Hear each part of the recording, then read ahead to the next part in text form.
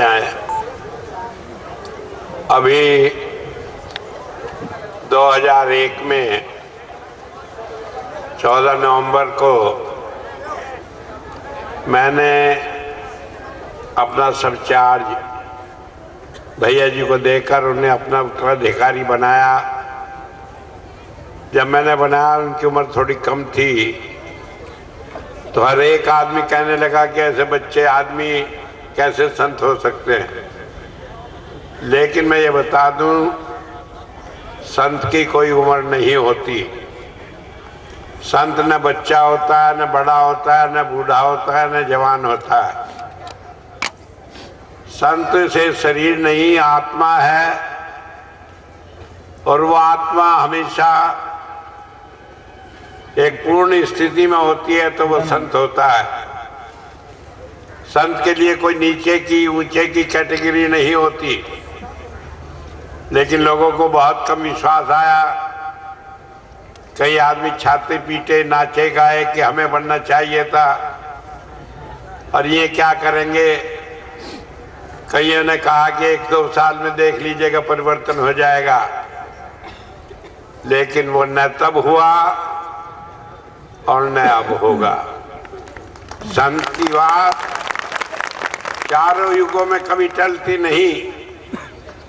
और इसीलिए जब मैंने फरवरी में ये निश्चय किया कि अब 80 साल का मैं हो गया हूँ, अब भैया जी को पूरी तरह चार्ज देकर, पूरा उन्हें अधिकार देकर थोड़ा आराम करूं, क्योंकि आराम करने के लिए मुझे एक जरूरत थी कि वेदों का जो अनुवाद मैंने किया, मैं चाहता था उसका एक शब्दकोश भी तैयार हो जाए कि एक शब्द से ही पूरी धर्म की व्याख्या समझ में आ जाए। और उसमें टाइम लगना है। कितना टाइम लगना है वो आप ये समझ लें, सारे धर्मों के शब्दकोश है। सिख धर्म का है, बाइबिल का है, इस्लाम का है, लेकिन दुर्भाग्य से हिंदू धर्म का ही नहीं है। कारण यह है, हिंदू धर्म में महात्मा तो बहुत है, लेकिन अपने भोजन के बनाने वाले, अपनी तंदुरुस्ती बनाने वाले, और मैं क्या कहूँ, दुर्भाग्य से मैं भी उन्हीं में से एक हूँ। तो इसलिए उन्होंने कभी धर्म की परवाह ही नहीं की, इसलिए हम वो शब्दकोश नहीं बना पाए। लेकिन अब मैं बनाने की तैयारी कर रहा था, तभी एक बात, एक कठिनाई, एक दिक्कत हमारे सामने आ गई। क्योंकि हुजूर संत कृपाल सिंह जी महाराज कहा करते थे कि जहां संत होता है, बड़े ध्यान से आप मेरी बात सुन लें, अंदर अपने दिमाग में रख लें कि जहां संत होता है उसके चारों तरफ 11 काल के अवतार खड़े हो जाते हैं। और वो संत को चारों तरफ से इतना घेरे रखते हैं कि जरा सा कोई मनमुख आदमी कहीं भी अपनी कच्चाई दिखाई दे तो वो उसे पकड़ लेते हैं और उसे दुनिया में बहुत धक्के खिलाते हैं। क्योंकि संत की अजीब महिमा होती है। मैंने कई बार सुनाई कहानी, आपने सुनी, खबर नहीं आप हंसी में टाल गए या सच में मान लिए कि एक बुढ़िया थी, गई संत के पास, कहने लगी मेरे बहू के बच्चे नहीं। तो महात्मा जी ने दिया एक कागज और उस पर कुछ लिख कर दे दिया कि जा इसे अपनी बहू के गले में बांध देना। उसने बांध दिया। उसके बाद हर साल बच्चे होते चले गए। 5-6 साल में 6 साल के मॉडल तैयार हो गए। अब जब इतने बच्चे हो गए तो सोचने लगी गुरुजी ने नहीं जाने क्या दे दिया। वो खोला तभी उसमें कागज निकला, उसे पढ़ा तो उस पर लिखा था छिंद पर की फुल्लिया। पंजाबी का शब्द है, छिंद एक घास होती है, कहने लगे इसमें फुल्लियाँ लग गई। जब वे कहने लगी वाह भाई वाह, मेरी बहू को घास बता दिया, ये फुल्लियाँ बता दी, ये कोई मंत्र है? न वेद से, न पुराण से, न कुरान से, ये क्या मंत्र लिख दिया? वो पर्चा ले गई, जा गुरु जी कहने के लिए थाम अपना मंत्र, ये कोई मंत्र है? छिंद पर रखी फुल्लियाँ।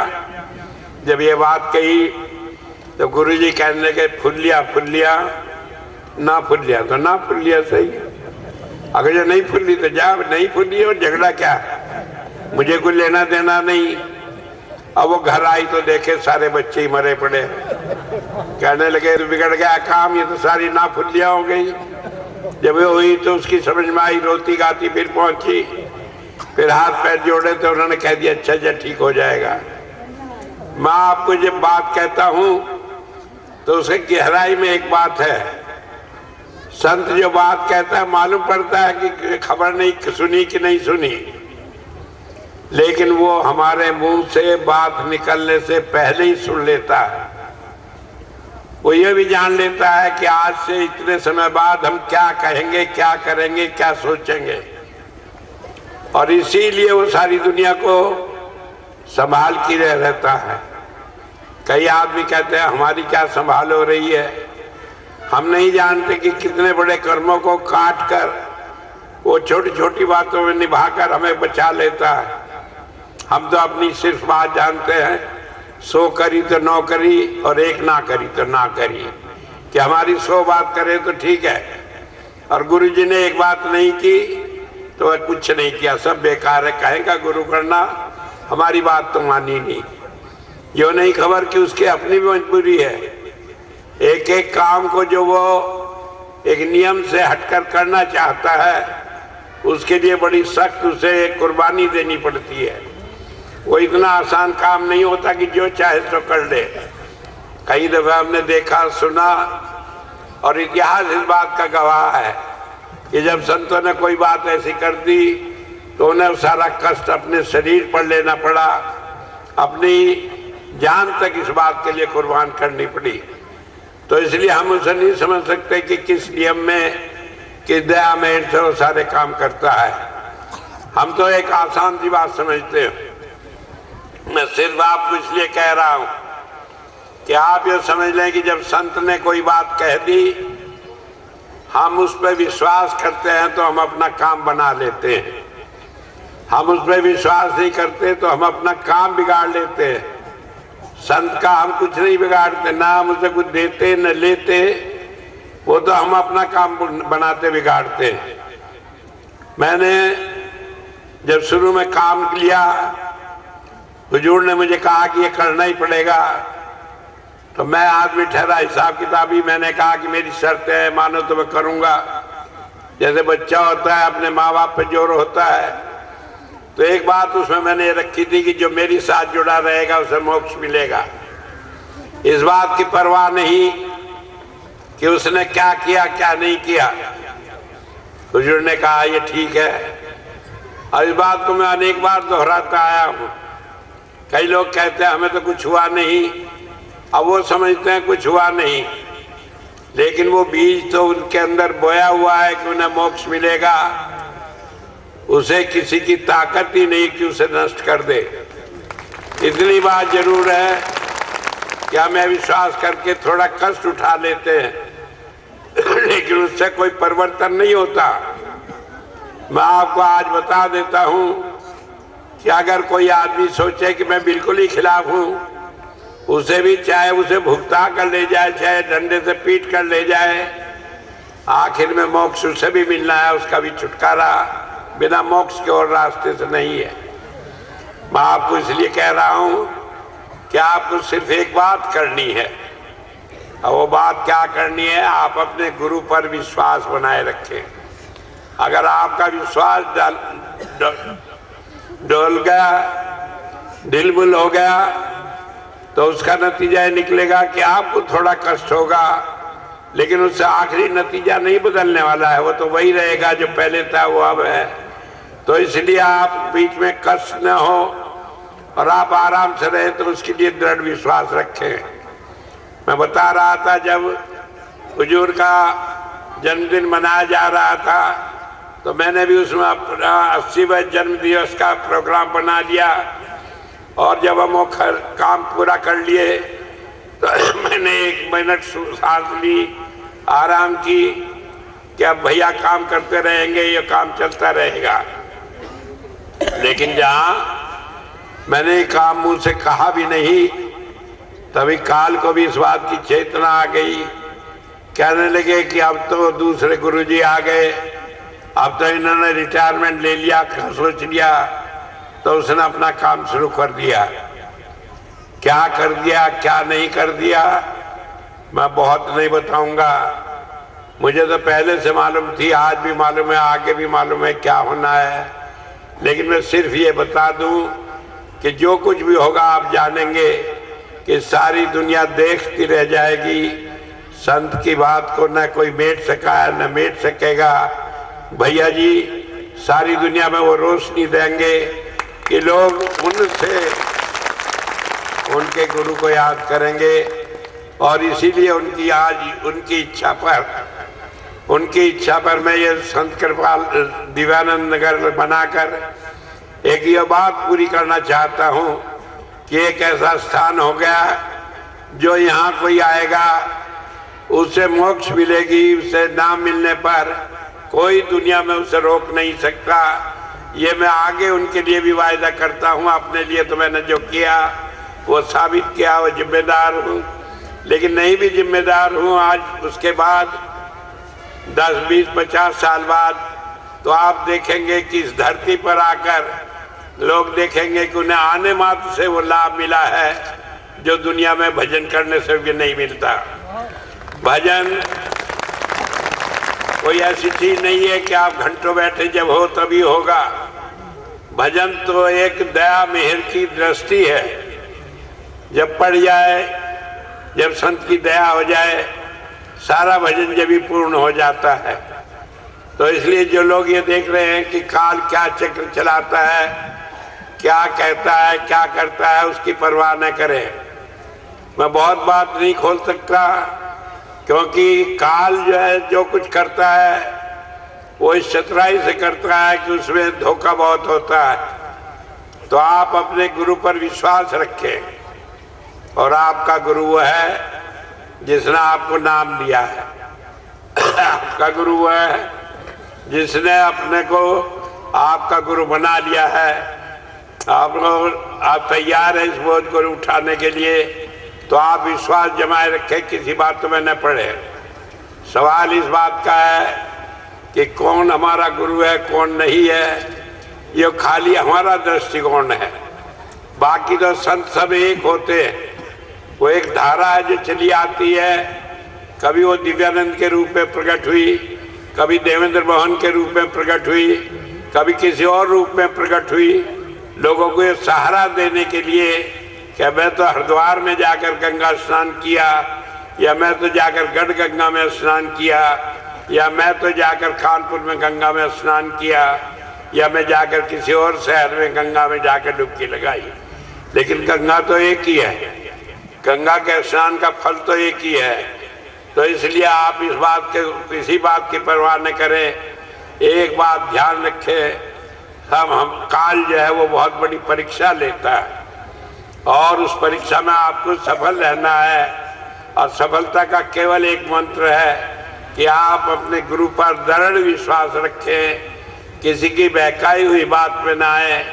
गुरु का नाम ले लेके और बहुत सारे लोग न जाने कितनी बातें कहेंगे, कहें, आप उसकी परवाह न करें। आपको तो केवल एक बात करनी है कि आप आंख मूंद कर अंदर जाएं, 5 बार शब्द का जाप करें, फिर जो सही होगा वो अपने आप चलेगा, आपको सोचने की जरूरत नहीं। और अगर आपने या किसी और ने धोखा किया भी तो उसका नतीजा वो खुद देखेगा। तो मैं इस बात को कहकर आपको एक बात कहना चाहता हूँ और ये है कि आपका विश्वास दृढ़ रहे। महाराज जी कहा करते थे कि सारी दुनिया पिस रही है 2 पाठों के बीच में, लेकिन जो दाना किल्ली के साथ लगा है वो बचा रहता है, वो पिसता नहीं। तो आप किल्ली के साथ लगे रखिए और इसके साथ ही साथ मैं आज आपको बधाई देता हूं आपके इस नए शहर की, नए आश्रम की और एक नए गुरु की, जो मैंने आपको 2001 में दिया था और जो हमेशा आपका मार्गदर्शन करता रहेगा। ऑफ कोर्स मैं ये नहीं कहता कि मैं ये काम उसके जिम्मे सौंपता हूँ, जो वो करेगा उस सारे की जिम्मेदारी भी मेरी है और मैं ही उसका जिम्मेदार समझा जाऊंगा और आप मेरे से जवाब ले सकेंगे। इस दावे और उत्साह के साथ मैं आपको कहता हूँ, आप किल्ली से जुड़े रहे, उसमें कहीं फर्क न आने पाए, बाकी काम मैं अपने आप निपट लूँगा। एक नहीं 1000 काल आ जाए, ऐसे ऐसे कालों को तो मिटा देना मेरा 1 मिनट का काम है।